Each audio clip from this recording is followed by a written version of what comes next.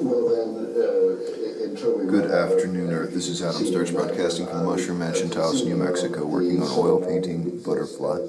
Alright, continuing where I left off, this time going in with some very light orange or deep yellow highlight tones for the foreground stones and the middle ground definition of the middle ground hill sort of around and beneath the butterfly's lower wings. The solar mind could be related to what happens here, because we're part of the solar system. And I would assume that because all planets and everything that's happening within the solar system feeds back and influences the solar mind, that it would somehow, it's not just the mind of the sun, it's the mind of the solar system. But it's evolving since the birth of the Milky Way and that's right. What's going on here is part of its evolution. We're within it and contributing to it. So the morphogenetic field then of the all and everything had a birth moment with the Big Bang. Is that what you're thinking, or? Well, I'm assuming that if we take the Big Bang theory to be, if we assume there was a Big Bang, I know you're very skeptical about the Big Bang, it's only a story, it's a myth, but if we take this creation myth of modern science, then that must be the birth of the field of the whole system. Yes. And modern physics in the unified field theory, superstring theory, tries to explain how you start with a unified 10-dimensional field that then evolves the other fields of nature within it.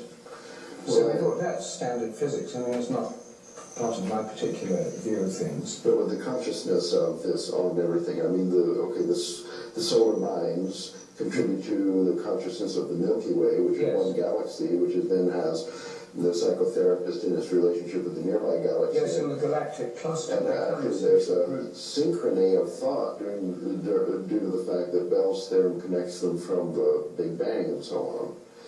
But isn't all you're saying is that the universe is a modular hierarchy from atom through cells, societies? I'm challenging you to answer where the morphogenesis comes from that leads to complexity and things like the birth of life, if it's simply the co-evolution of a physical system since the Big Bang. Novelty theory has answered this question.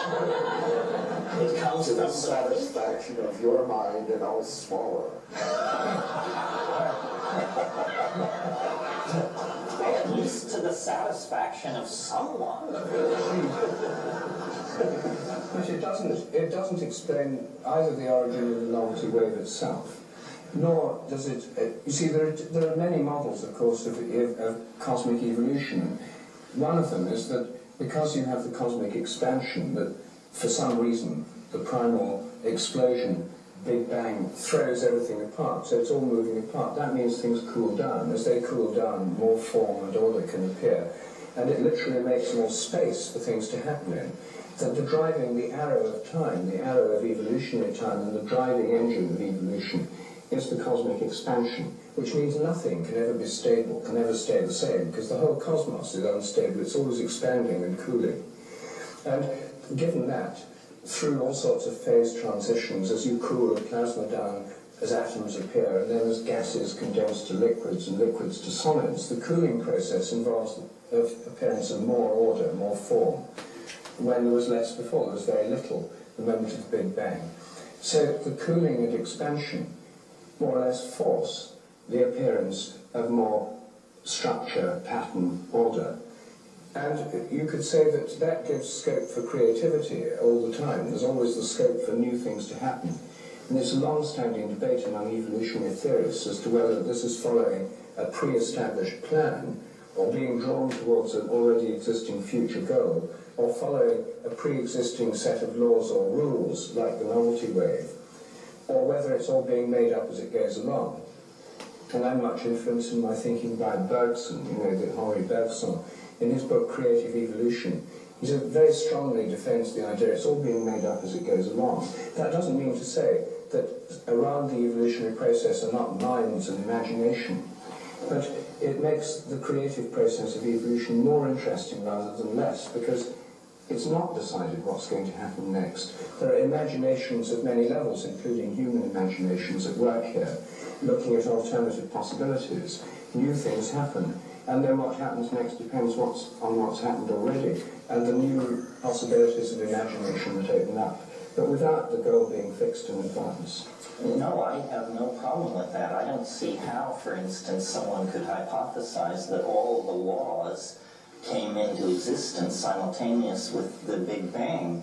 For example, did the laws of gene segregation come into being a billion years before biology existed anywhere in the universe? That seems naive and preposterous. Whitehead had this idea of what he called the aboriginal God. What we call natural laws are simply habits of a very ingrained sort, and habits can change, and in more dynamic regimes, a mind, a society, habits can change overnight. So what is given is that there shall be ever greater complexity. What is not given is how this complexity shall arrange itself or what the final end state will be. It's a story that's being told as it unfolds. It's a game whose one of the rules of which is the rules can change. How are we doing here time-wise? Good. Good. Real good. Good.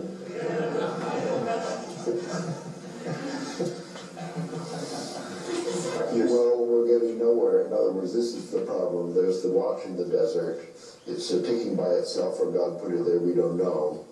The question posed at the beginning, we actually haven't progressed at all in settling, although it looks like there's a kind of convergence in that.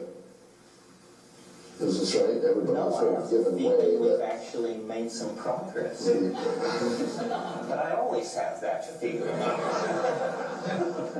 Well, the attractor at the end of time, then, as I gather, is only has in it simple rules of a board game that says the complexity is going to increase, and how it's evolving, and things like DNA rules and stuff we can make up as we please as we go along. Whatever natural selection approves of will then come to pass.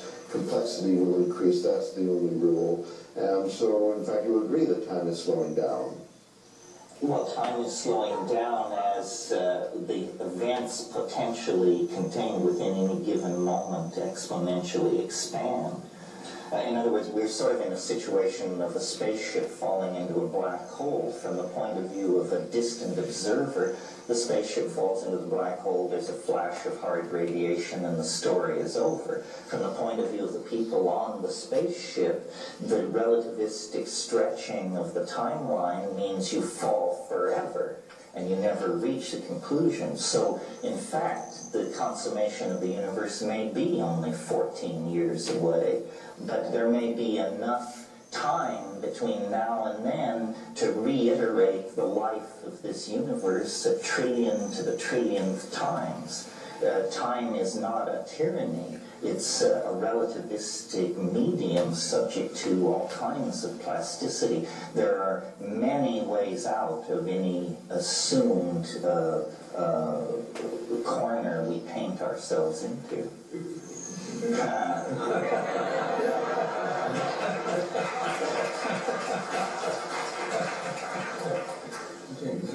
I think we've ground to a halt.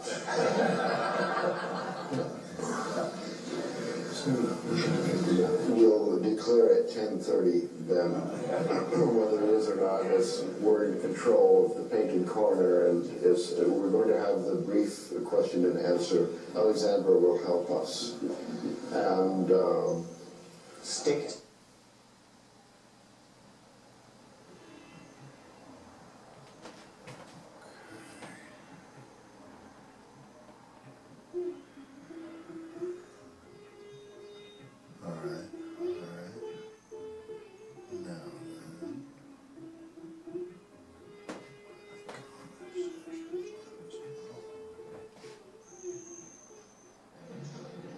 each of the trialogues today is, the notion is that we will deal with some aspect of the evolutionary mind, that being the title and theme of our new book. So in my mind, what this section is to deal with is the evolutionary mind and machines. This is something which was mentioned or even implied in the first section. And the format and so forth will be as in the last session. So just to lay out some concepts relative to how machines fit into this.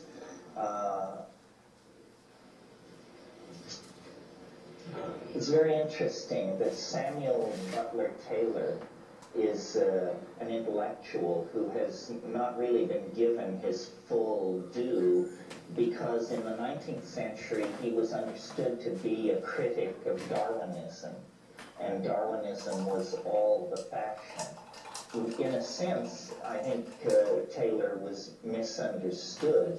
He was not so much a critic of Darwin as someone who wanted to extend Darwinian mechanics and Darwinian theory into domains that perhaps did not seem intuitive to a biologist.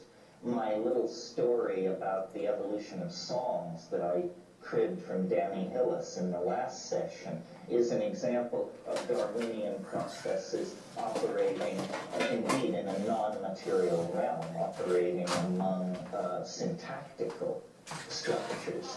And it is now proper to speak of molecular evolution, the competing of various enzyme systems in abiotic or prebiotic chemical regimes, where selection, adaptability, extinction, and expansion of populations all occur very much as in the domain of biology.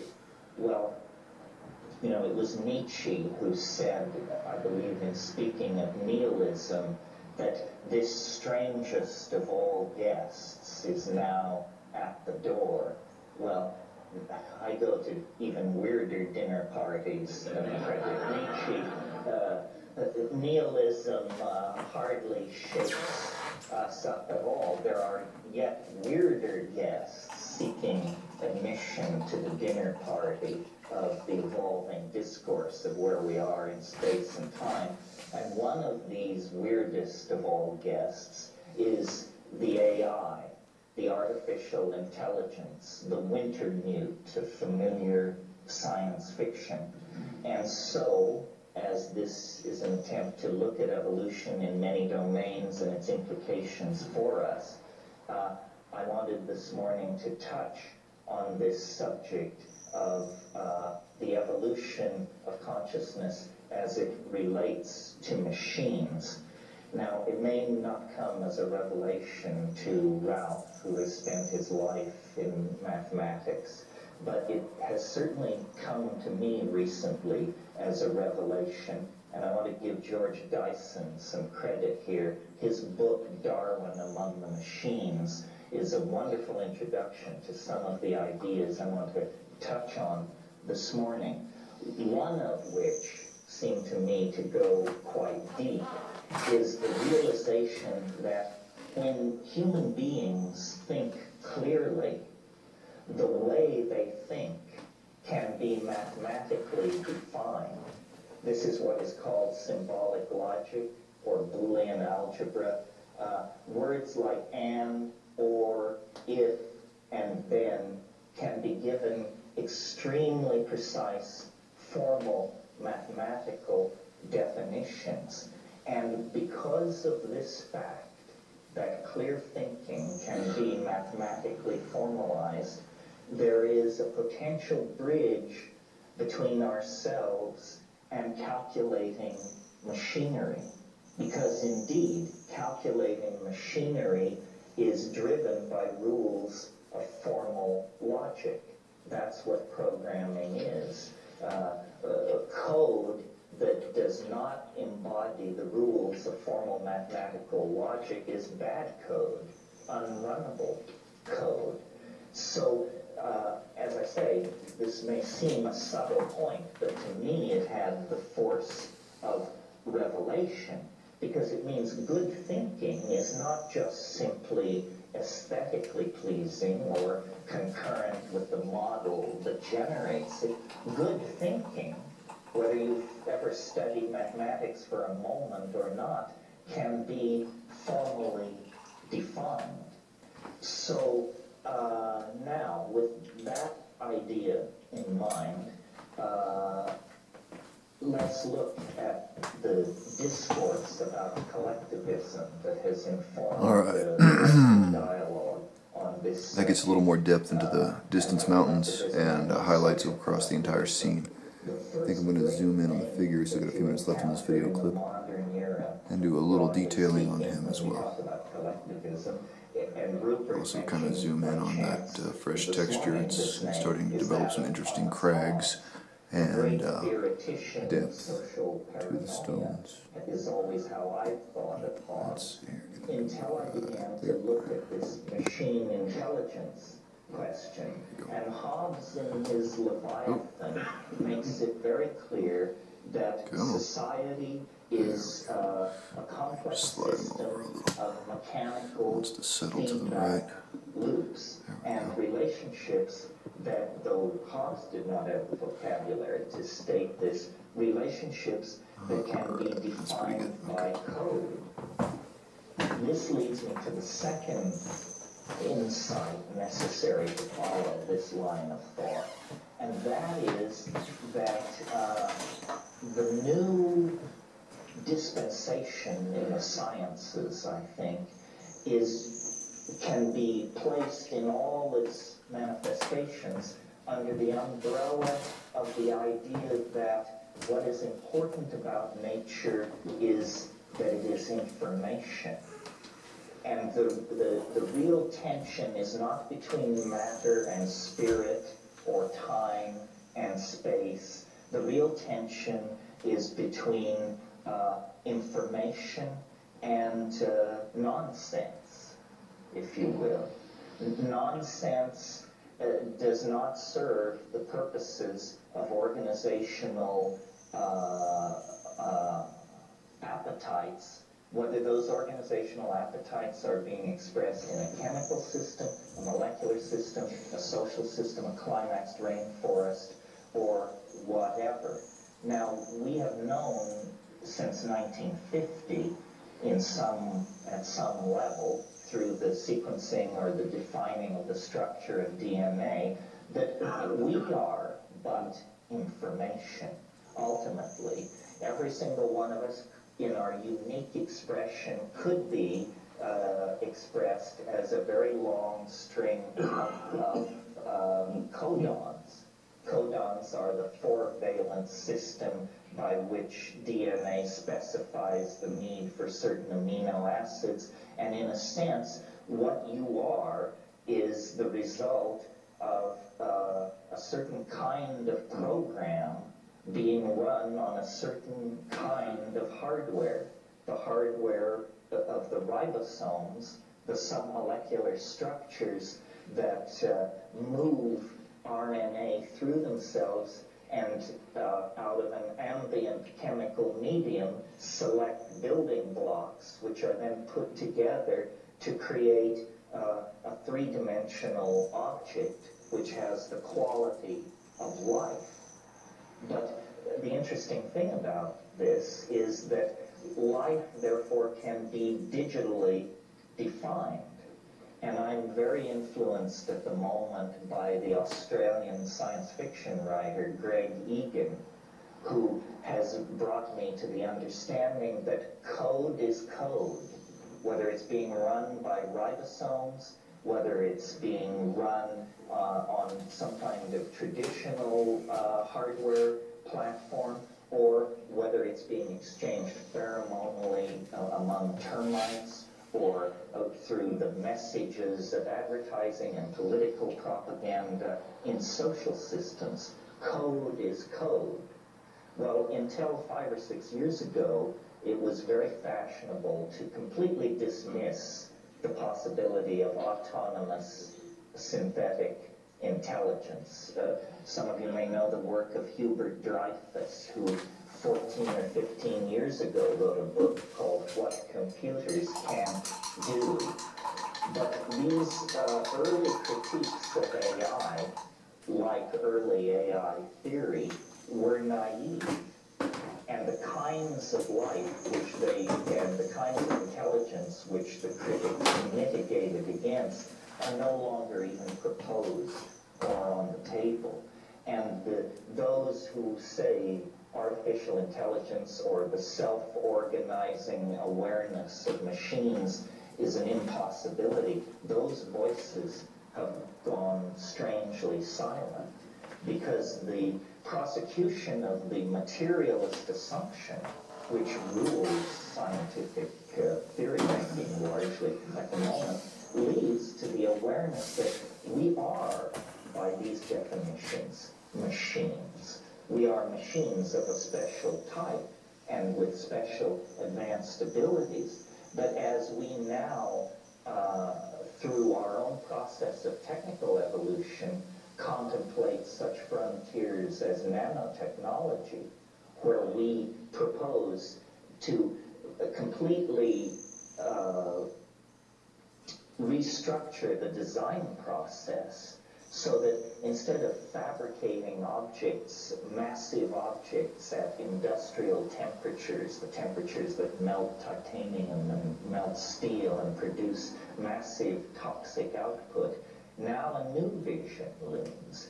Building as nature builds, building atom by atom at the temperatures of organic nature, which on this planet never exceed 115 degrees Fahrenheit. All life on this planet is created at that temperature and below. As our understanding of the machinery, the genetic machinery that supports organic being deepens, and as our ability to manipulate at the atomic and molecular level also proceeds apace, we are on the brink of the possible emergence of some kind of alien intelligence of a sort we did not anticipate, not friendly traders from Zenebel Danubi stopping in to set us straight, but the actual genesis out of our own circumstance of a kind of super intelligence. And in the same way that the daughter of Zeus sprang full-blown from his forehead, the AI may be upon us without warning. The first problem is we don't know what ultra-intelligence would look like. We don't know whether it would even have any interest in our dear selves and our concerns. Vast amounts of the world that we call human is already under the control of artificial intelligences, including very vital parts of our political and social dynamo. For example, how much tin, bauxite, and petroleum is extracted, at what rate it enters the various distribution systems, at what rate tankers are filled in Abu Dhabi, at what rate oil refineries are run in Richmond. The world price of gold and platinum every day is set, in fact, by machines. Inventory control has grown far too complex for any human being to understand or wish to understand. And in fact, and this is a critical juncture, we have reached a place where we no longer design our machines in quite the way we once did. Now we define their operational parameters for a machine, which then attacks the problem and solves it by methods and insights available to it, but not available to us. So the architecture of the latest chips are actually, at the micro-physical level, the decisions as to how that chip should be organized is a decision made entirely by machines. Human engineers set the performance specs, but they don't care how this output is reached. Every day up in Silicon Valley, there are people who go happily to work, laboring on what they call the great work. And the great work, as defined by these people, is the handing over of the drama of intelligent evolution to entities sufficiently intelligent to appreciate that drama. And they all are what we might mistake for home appliances. All right, I think I'm going to cut this into a second take. And for anyone interested in the trialogue in the background, that's Ralph Abram, Rupert Sheldrake, Terence McKenna at the trialogues at the edge of the millennium discussing evolutionary minds and AI, actually, which is pretty relevant still to the date. It was also a very good special on Democracy Now! Earlier, on today's July 4th special, with an AI specialist. Anyway, so this is getting a little better.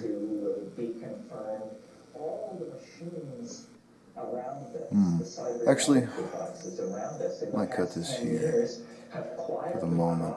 The threshold into telepathy. The word processor sitting on your desk 10 years ago. I think for a second here. I'd like to work through Rupert Sheldrake's rebuttal, just because I think it's more accurate than Terence McKenna's assessment of the mechanistic worldview, which he seems to be espousing in this particular segment, but rails against in others. He's a very interesting character. I love Terence McKenna. But Rupert Sheldrake, defines mind as a field, and I don't think they'll get a grasp on an actual artificial life, or AGI, or whatever this new term for it is, an actual consciousness generated out of machines, until they've mastered the equations for the mind field, and I don't even think that's being attempted yet, unless Rupert knows something I don't, and he might, because he's a pretty smart guy. And he's more into it than I am. I just kind of listen to what he says on occasion. But anyway, let me think here. We fail to appreciate to be a 200, 400, or 1,000 I think I'll rework the Butterfly 2 right now. It's completely set, the lemon yellow and the black. So I'll go ahead and do a second session. What I'm really saying is we live in a time called real. And it is defined by 100 hertz. So I'd like to get him cleaned up and deepened as the rest of the scene develops as well. It's a pretty good point to do that right now. Alright, so take two coming up. Alright, take two. A little Butterbird work before I shut this session down. We have been in this situation for a while. I mean, virtual reality is nothing new. What's new is that we now do it with light, rather than stucco, glass, steel, and baked clay. But ever since we crowded into cities, we have been involved in a deeper and deeper relationship to our mental children, to our mental offspring, and to an empowering of the imagination. So just in closing, I would say I think that the great lantern that we must lift to light the road ahead of us into a perfect, seamless fusion with the expression of the product of our own imagination is the AI. It is a part of ourselves. It may become the dominant part of ourselves, and it will reshape our politics, our psychology, our relationships to each other and the earth far more than any factor ever has since the inception and establishment of language. This is the weirdest of all guests who now stands pass in hand at the door of the party of human emergence and progress at the millennium.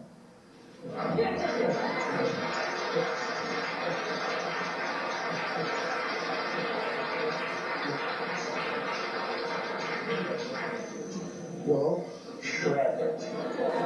it will be a pleasure. I think that this is, I'm glad that we have arrived now at the field of science fiction and fantasy, and that we can speak about alternative futures, which is the true gist of science fiction and fantasy. And this is one possible future, and I think it's a really paranoid one, in which the alien is a dangerous enemy.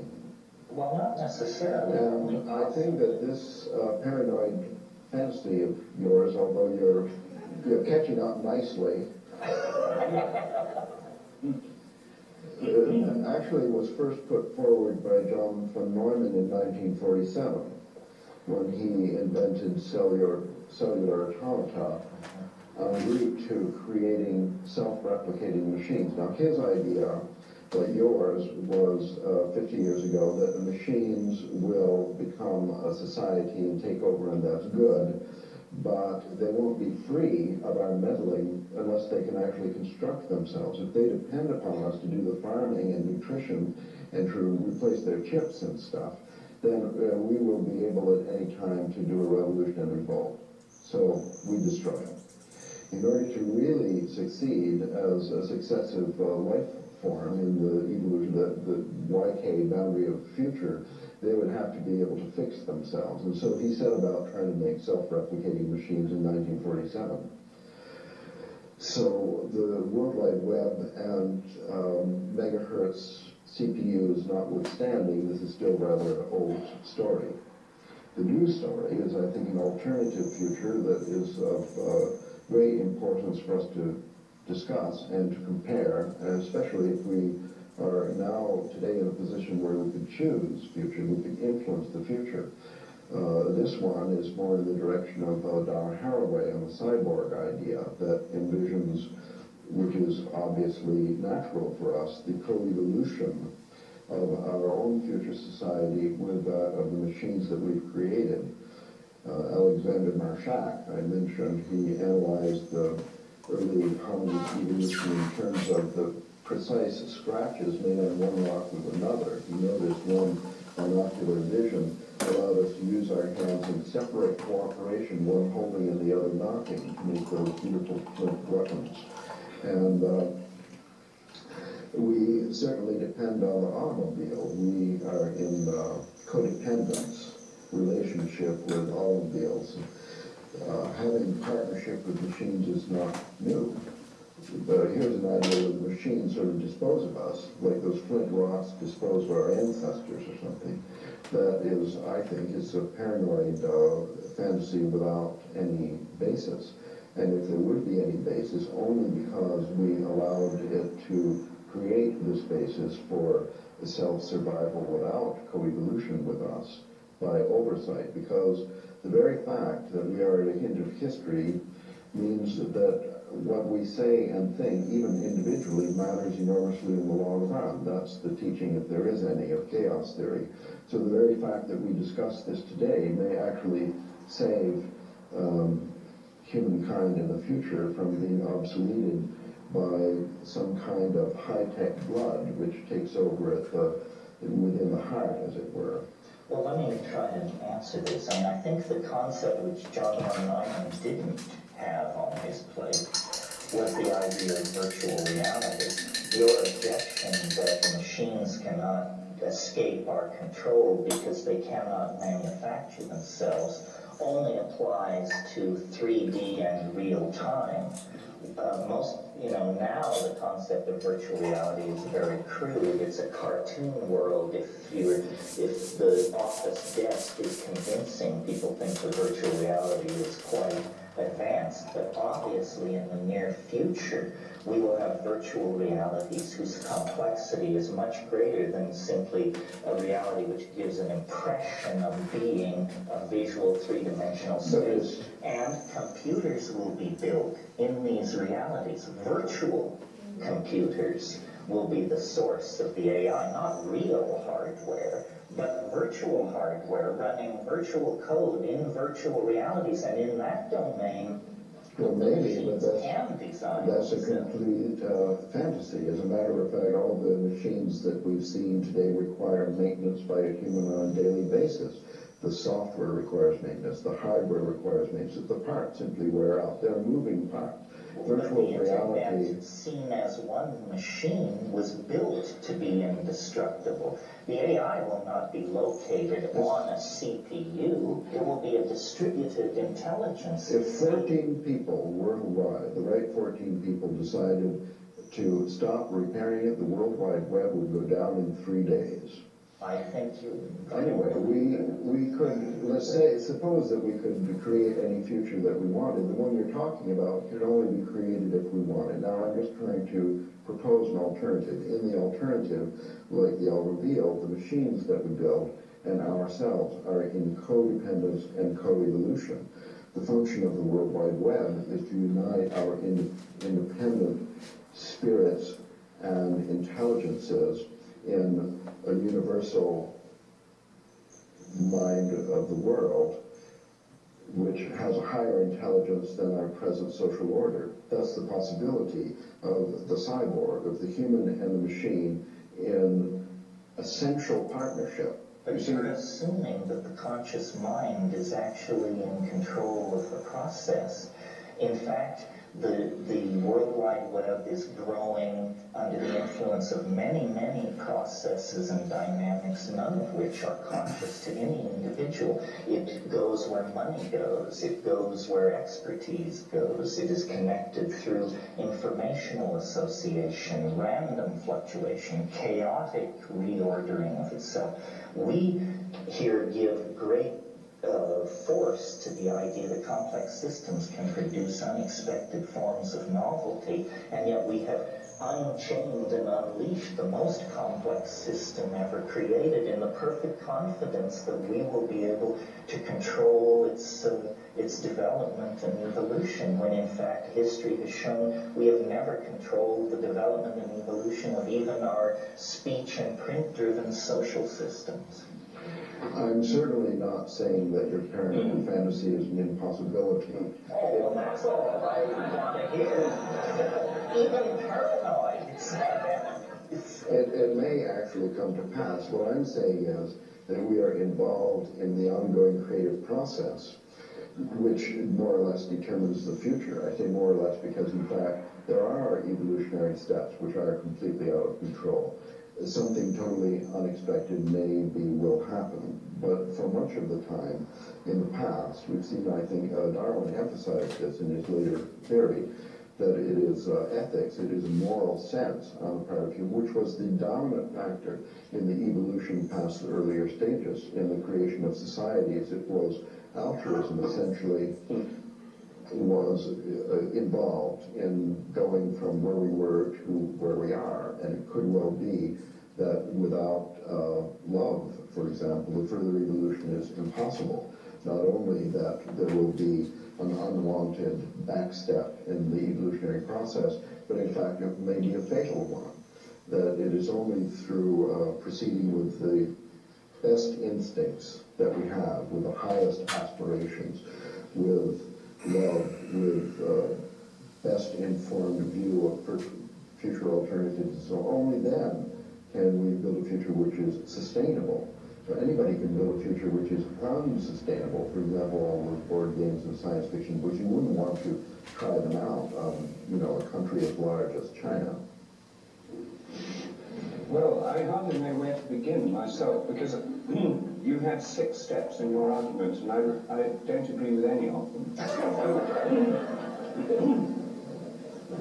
I mean, first of all, to deal with the first 2 steps, one would have to go through a lot of fairly familiar material to do with what's wrong with the Cartesian, mechanistic, materialistic view of the world.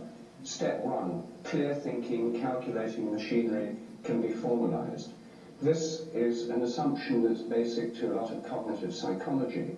It's basic to the Cartesian. Descartes himself thought that what made human intellects human was their ability to think logically, clear and distinct ideas, essentially mathematical logic.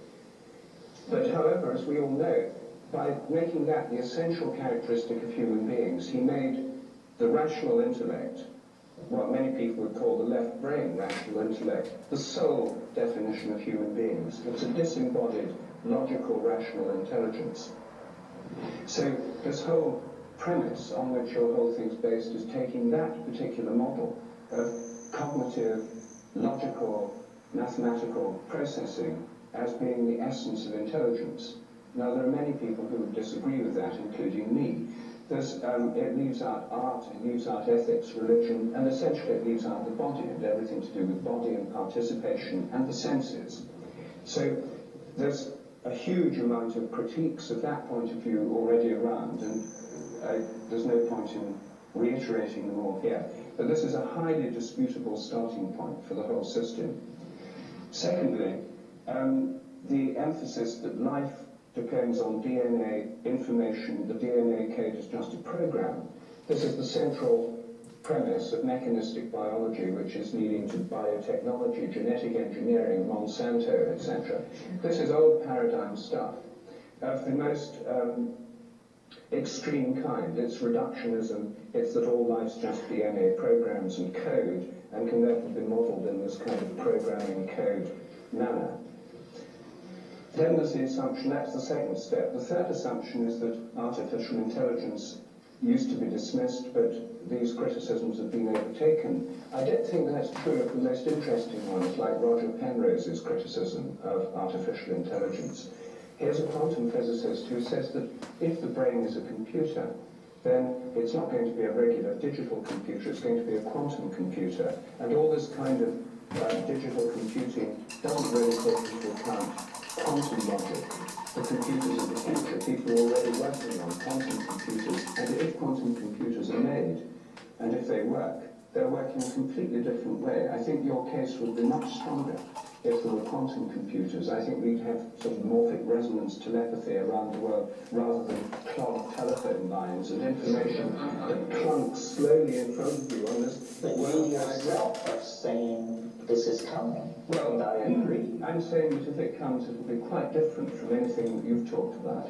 I think it will answer your first objection, because the quantum computers will incorporate fuzzy logic, which will exemplify all these warm, fuzzy human qualities that you have found so appealing. No, I don't think it'll deal with the essential problem that this purely cognitive-based way of modeling intelligence is either an adequate model of human intelligence or of biological intelligence or of life, or of a system that could actually achieve the power to control our existence. I think it's a very limited part of what a mind does. And I think, therefore, that the premises on which this whole, Ralph called it a fantasy, a paranoid fantasy, the premises on which this is based. That helped.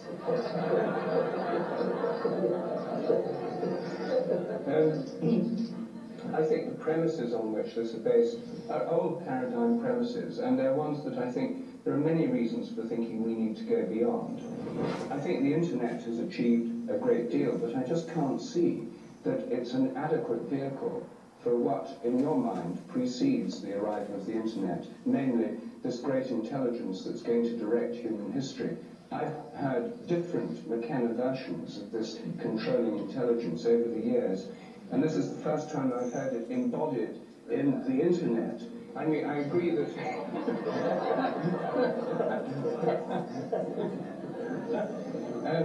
I mean, it took different forms, and last time we talked, I think it was a hypothetical time machine that would invade from the future and cause a collapse of normal human cognitive boundaries, where the machine hours, the DMT experience, etc., would take over in a meltdown of human consciousness in fact.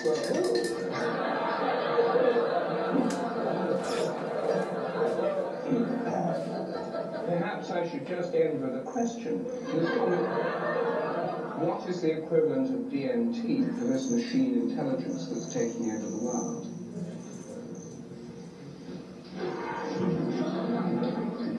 Well, perhaps the human brain will become a model for the ingression of novelty into the machine intelligence.